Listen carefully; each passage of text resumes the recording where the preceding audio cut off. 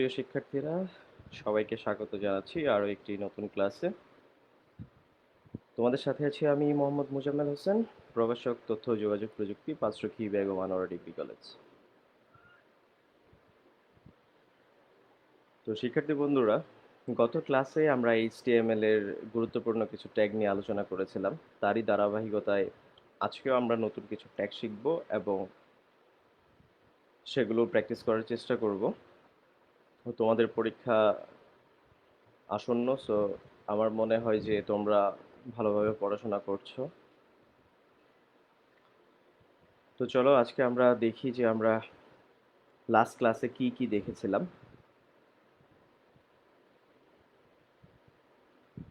দেখো, লাস্ট ক্লাসে আমি বেশ কিছু জিনিস নিয়ে তোমাদের সাথে আলোচনা করেছিলাম। তার মধ্যে ছিল সাবস্ক্রিপ্ট, সুপারস্ক্রিপ্ট। আশা করি তোমাদের মনে আছে।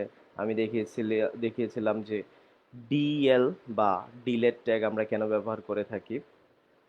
আমি বলেছিলাম কোনো পণ্য আমরা অনলাইনে যখন অ্যাডভার্টাইজ করি, তো সেই ক্ষেত্রে আমরা যদি ই কমার্স ওয়েবসাইটগুলোতে দেখি, আমরা তখন দেখতে পাই যে কোনো প্রোডাক্টের প্রাইস যদি রিডিউস হয়, তাহলে সেই ক্ষেত্রে আমরা পাশে আগের যে প্রাইসটা আছে সেই প্রাইসটা এমন কেটে দেয়া থাকে, এবং তার সাথে আমরা দেখতে পাই যে যে রিসেন্ট যে প্রাইসটা আছে, বর্তমান যে প্রাইসটা আছে, সেই প্রাইসটা পাশাপাশি দেয়া থাকে। তো সেই ক্ষেত্রে এইভাবে যদি আমরা কোনো একটা লেখাকে, কোনো একটা ওয়ার্ড বা কোনো একটা কোনো ডিজিট অথবা আমরা কোনো সংখ্যাকে যদি কেটে দিতে চাই, সেই ক্ষেত্রে আমরা ডিএল ব্যবহার করে থাকি। এছাড়াও আমি দেখিয়েছিলাম তোমাদেরকে সাবস্ক্রিপ্ট এবং সুপারস্ক্রিপ্ট কেন এবং কিভাবে ব্যবহার করা হয়। সাবস্ক্রিপ্টের কথা বলেছিলাম যে আমরা যখন সাধারণত এইভাবে কিছু লিখি, যেমন H2O, এই ক্ষেত্রে আমি বলেছিলাম যে আমরা যদি নিচে কোনো কিছু লিখতে চাই, যেমন সেটা বেজ হিসেবে যদি আমরা কোনো কিছু ব্যবহার করতে চাই, যেমন টুটা এখন নিচে আছে, তারপরে ও আবার এইচ এর বরাবর আছে, এখানে হ্যালোর মধ্যে এল দুইটা দেখো ই এর নিচের দিকে আছে।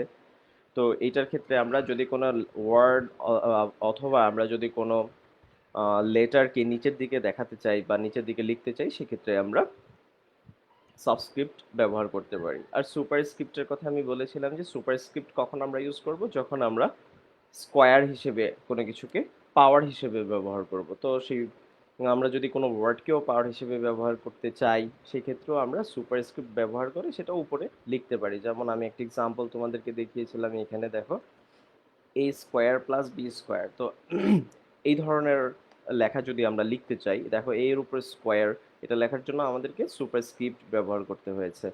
তার মানে SUP এই টেকটা ব্যবহার করতে হয়েছে, তারপর আমরা সুপারস্ক্রিপ্ট করতে পেরেছি। আচ্ছা, আরও কিছু জিনিস গত ক্লাসে তোমাদেরকে আমি দেখিয়েছিলাম। তার মধ্যে আমি দেখিয়েছিলাম যে ইনলাইন স্টাইলিং আমরা কিভাবে করতে পারি। দেখো, ইনলাইন স্টাইলিং এর মাধ্যমে আমরা ফন্ট চেঞ্জ করা, ফন্টের সাইজ বাড়ানো বা কমানো, এগুলো আমরা করতে পারি। তাছাড়া ফন্টকে আমরা যদি অ্যালাইনমেন্ট করতে চাই, যে এটা মাঝখানে নিব না লেফটে নিব না রাইটে নিব, এই জিনিসগুলো কিন্তু আমরা ইনলাইন স্টাইলিং এর মাধ্যমে করতে পারি। যেমন আমি তোমাদেরকে লাস্ট ক্লাসে দেখিয়েছিলাম যে এই যে সিজন লেখাটা, এইটাকে আমরা সেন্টার ট্যাগ ব্যবহার করে সেন্টারে নিয়ে এসেছিলাম, কিন্তু সেন্টার ট্যাগ ছাড়াও আমরা কিভাবে ইনলাইন স্টাইলিং এর মাধ্যমে এটাকে সেন্টারে আনতে পারি, এবং এটাকে কিভাবে আমরা সেন্টার ট্যাগ ব্যবহার করা ছাড়া আমরা এটাকে সেন্টারে যেভাবে এনেছি, প্লাস এটাকে আমরা কালার করেছি, এটার ফন্ট আমরা চেঞ্জ করেছি। তো এই সব কিছু কিন্তু আমরা ইনলাইন স্টাইলিং এর মাধ্যমে আমরা করেছিলাম। দেখো, লাস্ট ক্লাসে তোমাদেরকে আমি দেখিয়েছিলাম ইনলাইন স্টাইলিং করার জন্য আমাদের কি করতে হবে।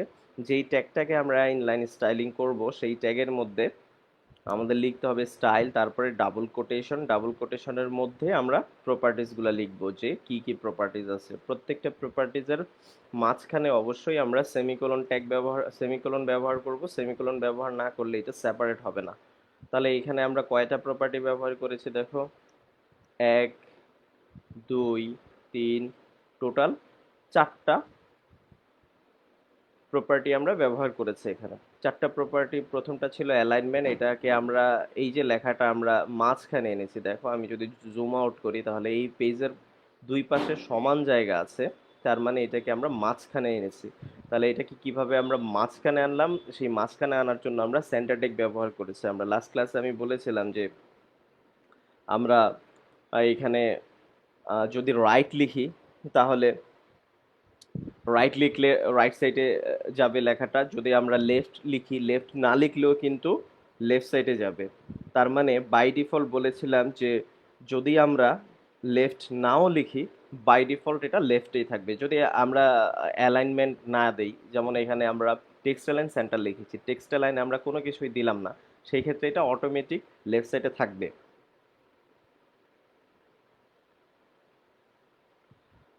আর যদি আমরা রাইট সাইডে নিতে চাই তাহলে আমরা এখানে সেন্টারের জায়গায় শুধু রাইট লিখে দিব, তাহলে লেখাটা রাইট সাইডে চলে যাবে। এইভাবে করে আমরা বলেছিলাম যে আমরা সেটা যদি কোনো ওয়ার্ড হোক অথবা এটা ওয়ার্ড না হয়ে যদি কোনো ইমেজ হয় তাহলে সেই ক্ষেত্রেও কিন্তু আমরা টেক্সট লাইন দিয়ে সেটা করতে পারি।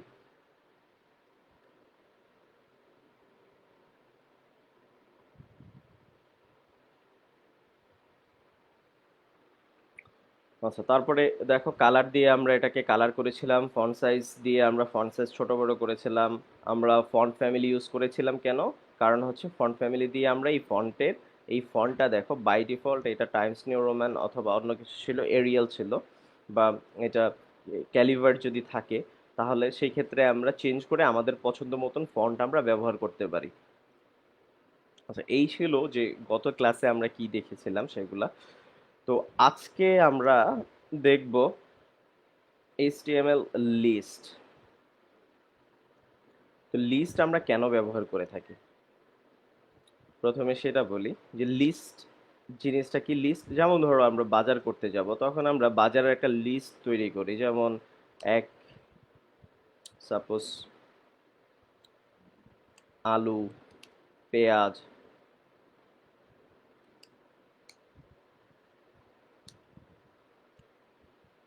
টমেটো। ধরো তুমি বাজার করতে যাবে অথবা তোমার কেউ বাজারে যাবে, সেক্ষেত্রে আমরা কি করি? বাজার করার জন্য আমরা এই ধরনের লিস্ট তৈরি করে থাকি। তো এই লিস্টগুলা, অথবা আমরা ধরো লাইব্রেরিতে বইয়ের ক্ষেত্রে কি কি বই আছে সেলফ অনুযায়ী আমরা বই সাজালাম, যেমন বাংলা, ইংলিশ,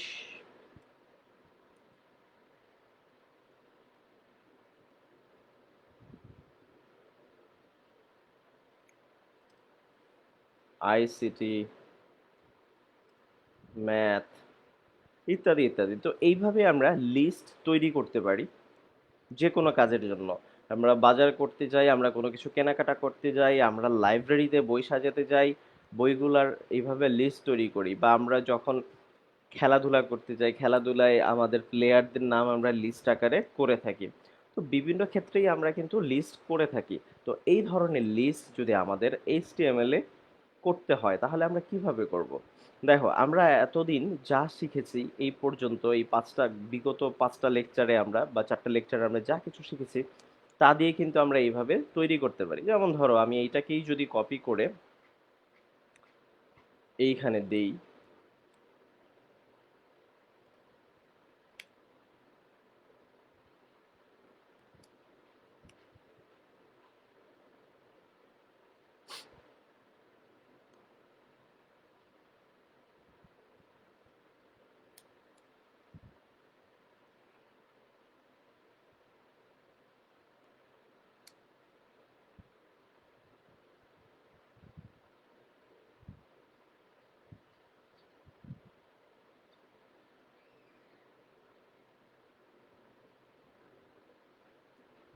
দেখো আমরা যদি লিস্টের এক্সাম্পল দেখতে চাই,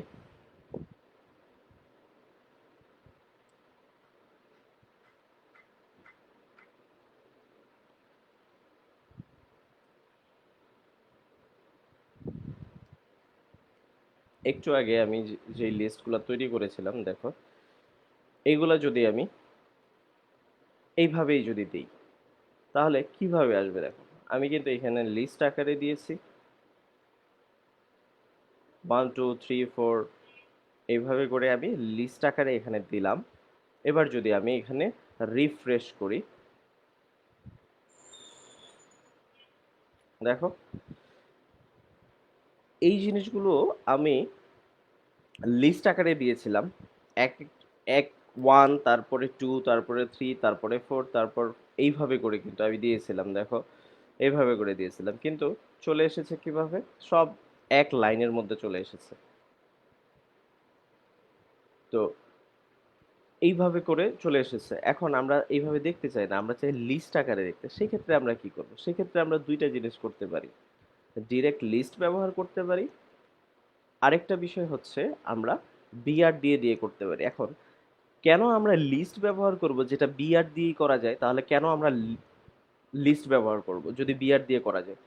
এটা একটা প্রশ্ন হতে পারে যে আমরা যদি এখানে যেমন ইনলাইনে আসার কারণ হচ্ছে আমরা কোনো লাইন ব্রেক করিনি। এখন যদি লাইন ব্রেক করে করে যাই, যেমন প্রত্যেকটার মধ্যে যদি আমরা বিআর দিয়ে দিই শেষে, তাহলে এক লাইন নিচ থেকে লিখবে।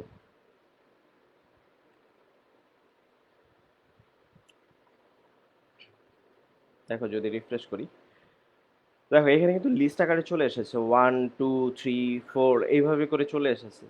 তো আমরা বিআর দিয়েই কিন্তু লিস্টের কাজ করতে পেরেছি, তাহলে কেন আমরা লিস্ট ব্যবহার করব? এটা একটা প্রশ্ন থাকতে পারে। তো এইটার উত্তর হচ্ছে যে আমরা দেখো যখন বিআর ব্যবহার করেছি তখন কিন্তু প্রত্যেকটা জিনিসে আমাদের ওয়ান টু থ্রি ফোর এই সিকোয়েন্সটা কিন্তু আমাদেরকে দিয়ে দিতে হয়েছে ম্যানুয়ালি। আমরা কিন্তু এটাকে আমরা যদি লিস্ট তৈরি করি তাহলে সেই ক্ষেত্রে আমাদের এটা ম্যানুয়ালি দেওয়ার প্রয়োজন হয় না। আর যদি আমরা লিস্ট ইউজ না করে আমরা এইভাবে লিস্টের মতন করে দেখতে চাই, তাহলে সেক্ষেত্রে আমাদেরকে অবশ্যই ওয়ান টু থ্রি ফোর এই জিনিসগুলো দিয়ে দিতে হবে। তো এইটা যখন আমরা একটা বড় একটা লিস্ট তৈরি করব, সেক্ষেত্রে প্রত্যেক ক্ষেত্রে ওয়ান টু থ্রি ফোর এইভাবে দেওয়ার কোনো দরকার হয় না। আরেকটা বিষয় হলো যে আমরা যদি কোনো কারণে মাঝখান থেকে কোনো একটা লিস্ট কেটে ফেলি বা মাঝখান থেকে কোনো একটা লিস্ট বাদ দিয়ে দিই, সেক্ষেত্রে কিন্তু অটোমেটিক আমাদেরকে সেই সিকোয়েন্সটা কারেক্ট সিকোয়েন্সটা কিন্তু সে ঠিক করে নিবে না। তো এই জন্যে এটা একটা প্রবলেম। যেমন আমরা যদি বিআর ব্যবহার করি তাহলে আমরা যা লিখবো তাই। যেমন ধরো আমরা ২ নাম্বারে, এখানে যেমন ২ নাম্বারে ইংলিশ আছে, এই ২ নাম্বারের ইংলিশটা আমরা কোনো কারণে কেটে দিলাম। তাহলে যদি আমরা পেজ রিফ্রেশ করি, সেক্ষেত্রে কি হবে? সেক্ষেত্রে কিন্তু 1 এর পরে 2 আর আসবে না। 1 এর পরে ইংলিশ থাকবে না, কিন্তু 1 এর পরে 2 না এসে আসবে 1, 3, 4। আশা করি জিনিসটা তোমরা বুঝতে পেরেছো। তারপরে আমি দেখিয়ে দিচ্ছি। যেমন আমি যেটা বলতে চাচ্ছিলাম যে এইখানে দেখো আমরা সিকোয়েন্স নিজেরা তৈরি করেছি, 1, 2, 3, 4। শুধু বিআর দিয়ে দিয়ে প্রত্যেকটা লিস্টকে আমরা নিচে রেখেছি। এখন আমরা যদি কোনো কারণে ধরো এইটাকে কেটে দেই, তাহলে এইভাবে চলে আসবে 1, 3, 4। কিন্তু এখানে তো 1, 3, 4 আসার কথা না। এটা কারেকশন হয়ে আমরা যেটা কেটে দিব সেটা চলে যাবে, কিন্তু সেটা কারেকশন হয়ে 1, 2, 3, 4 এইভাবে সিকোয়েন্সটা ঠিক থাকার কথা ছিল। কিন্তু আমরা যদি লিস্ট ব্যবহার না করি তাহলে এই সিকোয়েন্সটা ঠিক থাকবে না। যেমন ধরো আমরা বিআর যেহেতু ব্যবহার করেছি, আমরা এই ইংলিশ এটাকে আমরা কেটে দিই। দেখো এটা আমরা কেটে দিলাম। লিস্ট ব্যবহার করলাম না, আমরা বিআর ব্যবহার করলাম এবং এইখান থেকে 1 এর পরে 2 এর যে লিস্টটা ছিল সেটা কেটে দিয়েছি, 3 এবং 4 রাখলাম। এবার সেভ করে যদি আমি এটাকে রিফ্রেশ করি, দেখো 1, 3, 4। তাহলে এখানে সিকোয়েন্সটা কিন্তু মেইনটেইন হচ্ছে না। আমরা যেই সিরিয়াল নাম্বারটাকে কেটে দিচ্ছি সেই সিরিয়াল নাম্বারটা কিন্তু তার সিকোয়েন্স সহকারে কেটে যাচ্ছে। তার মানে আমরা 2 যখন কেটে দিয়েছি তখন 2 কিন্তু কেটে যাচ্ছে, তারপরে পরবর্তীতে অন্য কিছু থাকছে। তার মানে আমাদেরকে যদি আমরা বিআর ব্যবহার করি সেক্ষেত্রে একটা প্রবলেম রয়ে যাচ্ছে। এখন আমরা দেখি যদি আমরা এখানে লিস্ট ব্যবহার করি সেই ক্ষেত্রে কি দাঁড়ায়।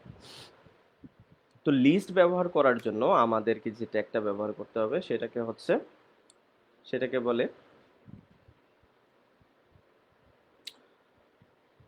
দেখো লিস্টের ব্যাপারে আরেকটা জিনিস বলে নিই, সেটা হচ্ছে সাধারণত ৩ ধরনের লিস্ট আছে, তার মধ্যে ২ ধরনের লিস্ট নিয়ে আমরা আলোচনা করব। সেই ২ ধরনের লিস্ট হচ্ছে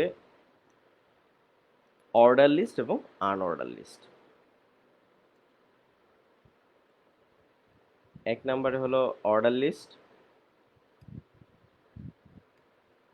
২ নাম্বার হচ্ছে আনঅর্ডার লিস্ট।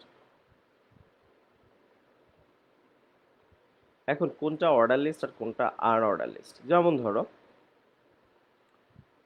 এইখানে দেখো, এইখানে একটা লিস্ট আছে,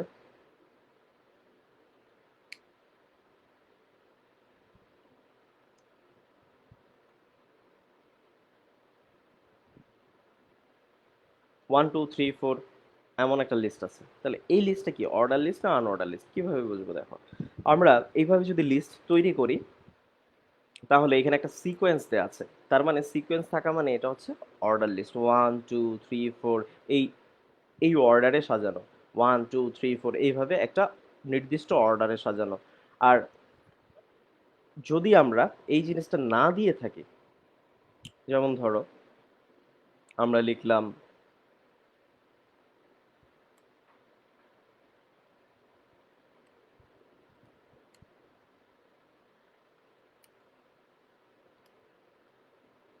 দেখো এখানে কোনো সিকোয়েন্স নাই বা এখানে কোনো অর্ডার নাই, তাহলে এটাকে আমরা বলি আনঅর্ডার লিস্ট।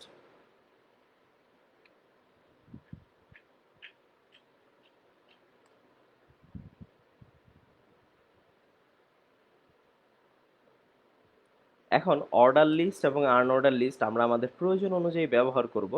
তারপরে আমরা যদি বলি যে কেন অর্ডার লিস্ট প্রয়োজন আর কেন আনঅর্ডার লিস্ট, কোথায় আমরা আনঅর্ডার লিস্ট ব্যবহার করব, কোথায় অর্ডার লিস্ট ব্যবহার করব, সেটা তো ডিপেন্ড করছে আমরা কোন পেজ ডেভেলপ করব তার উপর। আর সুবিধার দিক থেকে যদি আমরা চিন্তা করি তাহলে অর্ডার লিস্টটা আমরা বেশি ব্যবহার করে থাকি। কেন ব্যবহার করে থাকি? যেমন ধরো তোমার কাছে 100টা বই আছে। এখন 100টা বই যখন তুমি সিকোয়েন্স করবে কোনো একটা পেজের মধ্যে, 100টা বই একটার নিচে একটা এইভাবে লিস্ট আকারে লিখবে, লিখার পরে তুমি যদি সিকোয়েন্সটা না দাও, 1 2 3 4 এটা না দাও, তাহলে অন্য কেউ যখন এই বই কতগুলা বই আছে সেটা সম্পর্কে জানতে চাইবে, তখন তাদের কি করতে হবে? যদি 100টা বই তুমি বা 100টা পণ্য বা যে কোনো 100টা নাম তুমি লিখে রাখো, তাহলে ওইখানে কতগুলা জিনিস আছে, আসলে কতগুলা বই আছে, এটা কিন্তু একটা একটা করে গুনে নিতে হবে। তো সেক্ষেত্রে আমরা যদি আনঅর্ডার লিস্ট ব্যবহার করে থাকি, সেই গুনতে আমাদের অনেক সময় লাগবে।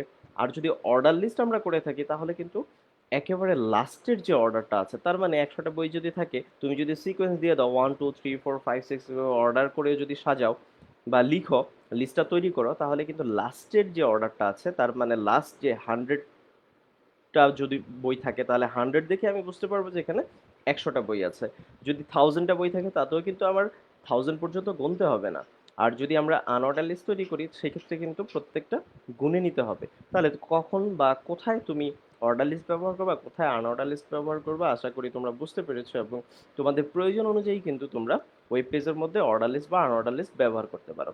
এখন আমরা দেখি যে আমরা লিস্টটা আসলে এইচটিএমএল এ কিভাবে তৈরি করতে পারি। তাহলে অর্ডার লিস্ট এবং আনঅর্ডার লিস্ট আমি তোমাদেরকে বলেছি যে আমরা এই দুই ধরনের লিস্ট তৈরি করি। এখন কোনটার কোন ট্যাগ? অর্ডার লিস্টের জন্য আমরা ট্যাগ ব্যবহার করি হচ্ছে OL। ও মানে হচ্ছে অর্ডার, এল মানে লিস্ট, অর্ডার লিস্ট। আর আনঅর্ডার লিস্টের ক্ষেত্রে UL, আনঅর্ডার লিস্ট। আচ্ছা, এখন দেখো আমি একটা অর্ডার লিস্ট ক্রিয়েট করি। একটা অর্ডার লিস্ট ক্রিয়েট করতে গেলে দেখো আমাকে প্রথমে কি করতে হবে? অর্ডার লিস্ট যেহেতু, তাহলে OL দিতে হবে। এখন ওএল এর ভিতরে কি থাকবে? লিস্ট থাকবে। দেখো প্রত্যেকটা জিনিস কিন্তু এক একটা লিস্ট। এই যে বাংলা, এটা একটা লিস্ট, ইংলিশ একটা লিস্ট, আইসিটি একটা লিস্ট, ম্যাথ একটা লিস্ট। তাহলে এখানে আমার টোটাল 4টা লিস্ট আছে। এই লিস্টগুলা আমরা এখানে দিয়ে দিব, যেমন বাংলা,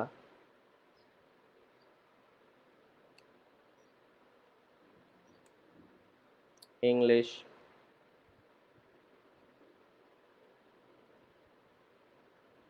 আইসিটি,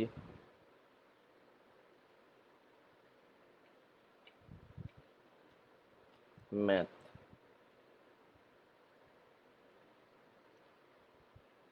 দেখো আমাদের লিস্ট সবগুলো করা শেষ। এখন আমরা অর্ডার লিস্ট ক্লোজ করে দিয়েছি। তাহলে এইটুকু হচ্ছে আমার অর্ডার লিস্টের মধ্যে। অর্ডার লিস্টের মধ্যে আমার টোটাল কতগুলা জিনিস থাকবে? 4টা আমার আইটেম থাকবে, বাংলা, ইংলিশ, আইসিটি, ম্যাথ। এইখানে একটা জিনিস লক্ষ্য করো, কোথাও কিন্তু আমি এই অর্ডার লিস্টের মধ্যে, আচ্ছা এটা দেখি আমরা যে ব্রাউজারে কি আসে, তারপর আমি বলতেছি যেটা বলতে চেয়েছিলাম। দেখো 1 2 3 4 এইভাবে করে চলে এসেছে। এখন এখানে দেখো 1 2 3 4 যে অর্ডারটা আসছে বা সিকোয়েন্সটা আসছে, আসলে কি এখানে আমি কোনো সিকোয়েন্স ব্যবহার করেছি? দেখো এখানে কিন্তু আমি কোনো সিকোয়েন্স ব্যবহার করিনি। 1 2 3 4 কোনো কিছুই ব্যবহার করিনি। তারপরেও এখানে কি এসেছে? 1 2 3 4 এটা চলে এসেছে। তার মানে এইখান থেকে আমরা কি বুঝলাম যে আমরা যদি ওয়ান লিস্ট ব্যবহার করে থাকি তাহলে 1 2 3 4 সিকোয়েন্স যদি আমরা নাও করি তাও কিন্তু আমাদেরকে এটা 1 2 3 4 এই সিকোয়েন্সটা এক্স্যাক্টলি দেখা দিবে। তো আমরা আরেকটা সুবিধার কথা বলেছিলাম যে যদি আমরা বিআর ব্যবহার করি, বিআর ব্যবহার করলে আমরা যে লিস্টটা কেটে দিতে চাই সেই লিস্টটা কিন্তু কেটে যায়, সিকোয়েন্সটা সহ কেটে যায়। তার মানে আমরা যখন দেখেছিলাম যে ইংলিশটা আমরা কেটে ফেলেছিলাম তখন এই 2 নাম্বার সহ চলে গিয়েছিল, তখন এসেছিল 1 3 4 এইভাবে এসেছিল। এখন দেখি আমরা যদি এখান থেকে ধরো ইংলিশটা কেটে দিই, তার মানে আমি 2 নাম্বার লিস্টটা কেটে দিচ্ছি, ইংলিশটা আমরা কেটে দিলাম, ইংলিশ কেটে দিলাম। এখন দেখো বাংলা 1 নাম্বার, ইংলিশ 2 নাম্বারে ছিল, ইংলিশ কেটে দিয়েছি, তারপর আইসিটি, তারপর ম্যাথ। এখন দেখি তো আমাদের সিকোয়েন্সে কোনো পরিবর্তন হয় কিনা। দেখো আমরা কিন্তু এখানে কোনো কিছু চেঞ্জ করিনি, কিন্তু সিকোয়েন্সের পরিবর্তন হয়ে গিয়েছে। 1 2 3 আইসিটি ছিল 3 নাম্বারে, সেটা এখন চলে এসেছে 2 নাম্বারে। তাহলে এইটা কিন্তু একটা বড় সুবিধা লিস্ট তৈরি করা। তো আমরা এইভাবে করে করে লিস্ট তৈরি করতে পারি। তো এটা ছিল আমাদের অর্ডার লিস্ট। এখন যদি আমরা আনঅর্ডার লিস্ট তৈরি করতে চাই, আনঅর্ডার লিস্ট তৈরি করার ক্ষেত্রে আমাদের সব কিছু ঠিক থাকবে। দেখো অর্ডার লিস্টের পরিবর্তে শুধু আমরা এখানে ওএল এর পরিবর্তে ইউএল ব্যবহার করব, আর বাকি যা আছে সব কিছু ঠিক থাকবে।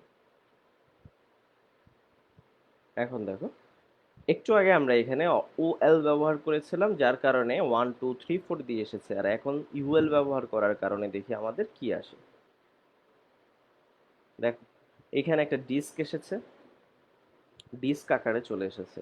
বাংলা, ইংলিশ, আইসিটি, ম্যাথ, এখানে কিন্তু আমরা কোনো ধরনের 1 2 3 4 কোনো কিছু ব্যবহার করিনি, বা আমরা এই যে ডিস্কগুলো এসছে এখানে দেখো আমরা কোনো ডিস্ক ব্যবহার করিনি, তারপরেও সেটা চলে এসেছে। তাহলে লিস্ট তৈরি করা কিন্তু খুবই সিম্পল একটা বিষয়। শুধুমাত্র লিস্ট তৈরি করার ক্ষেত্রে শুরুতেই আমাদের, যদি আমরা অর্ডার লিস্ট তৈরি করতে চাই তাহলে আমাদের ওএল, এবং আনঅর্ডার লিস্ট তৈরি করতে চাইলে আমাদের ইউএল ট্যাগ ব্যবহার করতে হবে। দেখো পাশাপাশি যদি আমি অর্ডার লিস্ট এবং আনঅর্ডার লিস্ট তৈরি করি,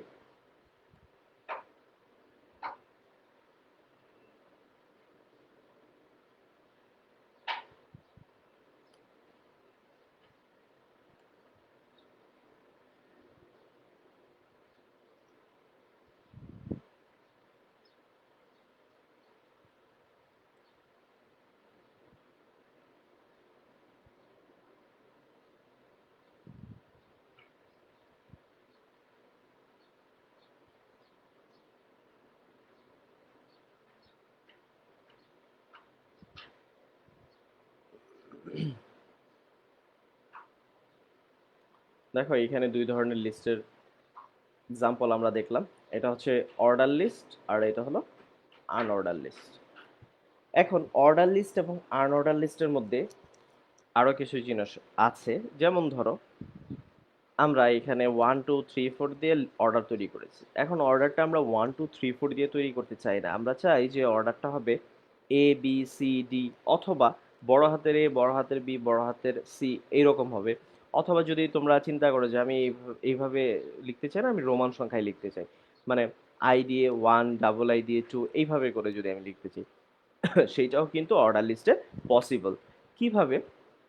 দেখো তখন আমাদের এই অর্ডার লিস্টে ওএল এর পরে আমাদেরকে এটা ডিফাইন করে দিতে হবে যে এটা কি টাইপের হবে, তাই আমাদের লিখতে হবে টাইপ।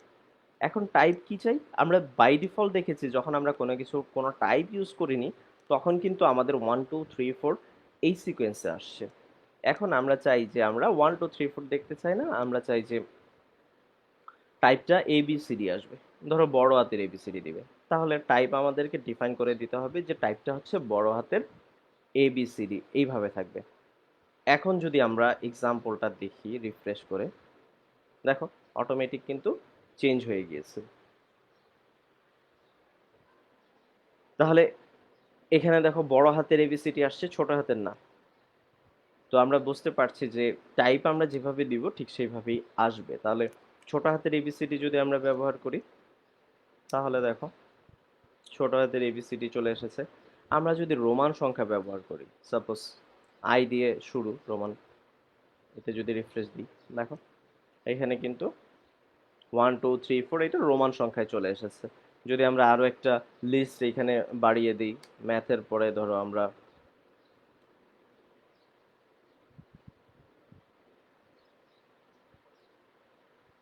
ফিজিক্স দিলাম, এখন যদি রিফ্রেশ দিই, দেখো অটোমেটিক কিন্তু চেঞ্জ হয়ে গিয়েছে। আমরা ধরো এটার মাঝখানে কোনো একটা কিছু দিব, এইখানে দিতে চাই,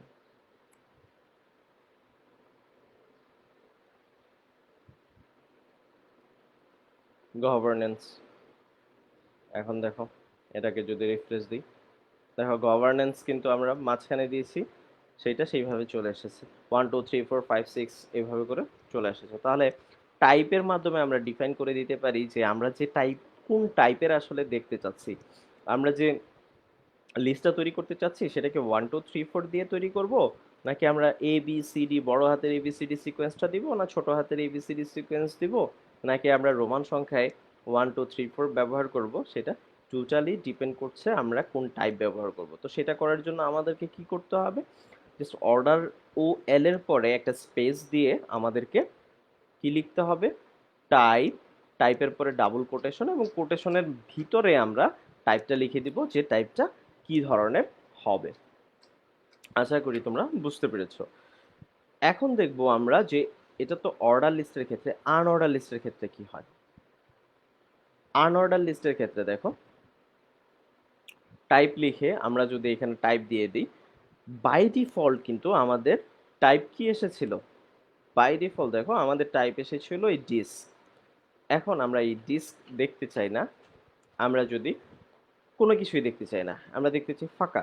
ওইখানে এখানে যেমন ডিস্ক এসেছে, এই ডিস্ক দেখতে চাই না আমরা, এই কালো গোল গোল যে কালো ডিস্কগুলো আছে এই জিনিসগুলো থাকবে না, এগুলো ছাড়া আমরা দেখতে চাই। তো সেই ক্ষেত্রে আমরা কি করব, সেই ক্ষেত্রে সিম্পলি আমরা টাইপ দিব নান। দেখো কোনো কিছু না লিখলে কিন্তু এখানে ডিস্ক আসে। এখন ডিস্কে যদি আমরা দূর করতে চাই তাহলে আমাদের কি করতে হবে, নান লিখতে হবে। দেখো এখন সব কিছু চলে গেছে।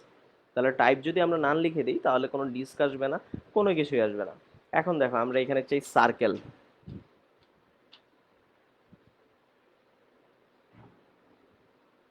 তাহলে সার্কেল হলে কেমন আসে দেখো, একটু বৃত্তের মতন এসেছে। দেখো এটা হচ্ছে সার্কেল। যদি আমরা এইভাবে দেখতে চাই তাহলে এইভাবে আমরা টাইপের জায়গায় সার্কেল লিখে দিব, তাহলে আমাদের এইভাবে প্রদর্শিত হবে। এখন দেখো আমরা সার্কেলের জায়গায় যদি আমরা যে স্কোয়ার দিব,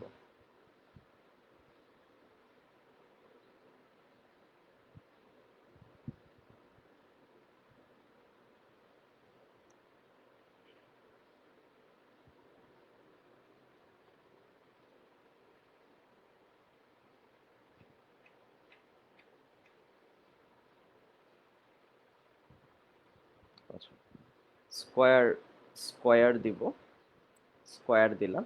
এখন দেখো যদি রিফ্রেশ করি, স্কোয়ার চলে এসেছে। তাহলে দেখো আমরা আনঅর্ডার লিস্টেরও কিন্তু টাইপ পরিবর্তন করতে পারি। টাইপ পরিবর্তন করে আমরা বিভিন্ন টাইপ আমরা ইউজ করতে পারি। সেক্ষেত্রে যদি আমরা কোনো টাইপ ইউজ না করি, বাই ডিফল্ট সেটা ডিস্ক আকারে চলে আসবে।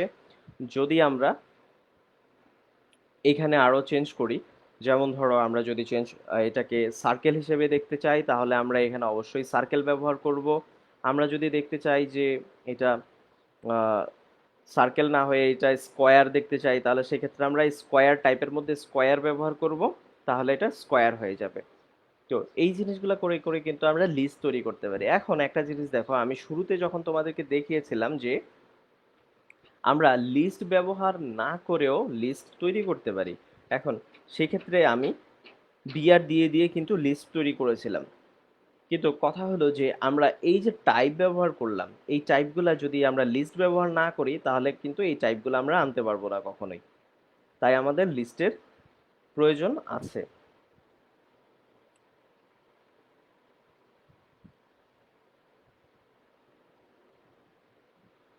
তো আশা করি যে লিস্টের ব্যাপারে তোমরা বুঝতে পেরেছো।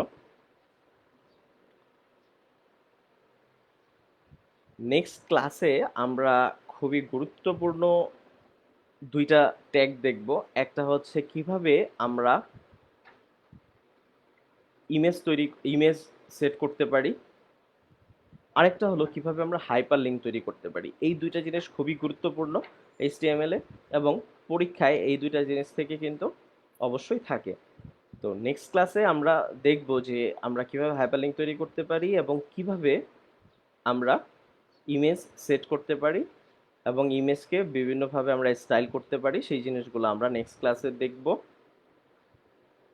তো কমেন্টসের মধ্যে তোমাদের হোমওয়ার্ক দেয়া থাকবে, অবশ্যই হোমওয়ার্ক সাবমিট করবে। পরীক্ষার আগে আগে এই সবগুলা হোমওয়ার্ক কিন্তু মার্কসগুলো কাউন্ট করা হচ্ছে। তো যারা হোমওয়ার্কগুলো নিয়মিত দিচ্ছ না বা করছো না, তারা কিন্তু অবশ্যই প্রবলেমে পড়বে। আমি আবারও বলছি, গত ক্লাসেও বলেছি। তো তোমরা সবাই নিয়মিত হোমওয়ার্ক সাবমিট করার চেষ্টা করবা, কারণ এই হোমওয়ার্ক তোমাদের যে অ্যাসেসমেন্ট হিসেবে কাউন্ট হবে এবং তোমাদের পরীক্ষার মধ্যে এটা একটা গুরুত্বপূর্ণ ভূমিকা রাখবে। সুতরাং অবশ্যই হোমওয়ার্ক করতে হবে এবং এগুলা পড়াশোনা করতে হবে। যেন যদি কোনো কিছু না বোঝো তাহলে অবশ্যই আমাকে জানাতে হবে, কমেন্টসের মাধ্যমেই হোক বা ফোন করেই হোক, যে কোনোভাবেই হোক অবশ্যই জানাতে হবে। আমি চেষ্টা করছি যে তোমাদের প্র্যাকটিক্যালি HTML এর প্রত্যেকটা জিনিস তোমাদেরকে দেখানোর জন্য, যেন এটা শুধুমাত্র তোমাদের পড়াশোনার ক্ষেত্রে বা পাশ করার ক্ষেত্রেই কাজে না লাগে, তার থেকেও যেন পরবর্তীতে কেউ যদি ওয়েব ডিজাইন নিয়ে কাজ করতে চাও তাদের জন্য এটা কাজে লাগে। সেই জন্য আমি চেষ্টা করেছি তোমাদেরকে হাতে কলমে শিখিয়ে দেওয়ার জন্য। তো তোমরা যদি বুঝতে না পারো অবশ্যই আমাকে কমেন্টসের মাধ্যমে জানাবে বা অন্য যে কোনো মাধ্যমে জানাবে, বা যখন আমাদের সবকিছু স্বাভাবিক হয়ে যাবে, ক্লাসে যখন তোমাদের সাথে দেখা হবে, তখনও তোমরা আমার কাছ থেকে এগুলো সম্পর্কে আরো বিস্তারিত জেনে নিতে পারো। তো আশা করি সবাই নিয়মিত পড়াশোনা করবে এবং লেকচারটা সবাই দেখবে। কোনো কিছু বুঝতে না পারলে আমার কাছে জানতে চাইবে। আর পরবর্তী ক্লাসে আমরা ইমেজ এবং হাইপারলিংক নিয়ে আলোচনা করব। ততক্ষণ পর্যন্ত সবাই ভালো থাকো, সুস্থ থাকো। আসসালামু আলাইকুম।